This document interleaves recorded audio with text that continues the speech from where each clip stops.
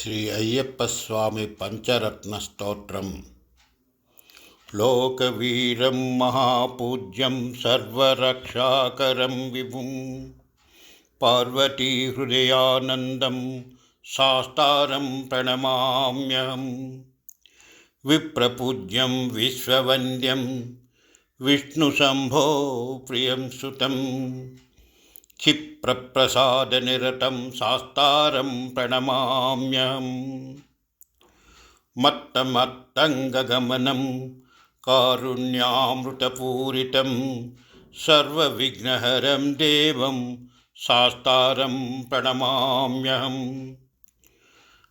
अस्मत्कुलेश्वरं देवमश्शत्रुविनाशनम् अस्मदिष्टप्रदातारं शास्तारं प्रणमाम्यहं. पाण्डेशवं तिलकं केरळे केलिविग्रहम् आतत्राणपरं देवं शास्तारं प्रणमाम्यहं.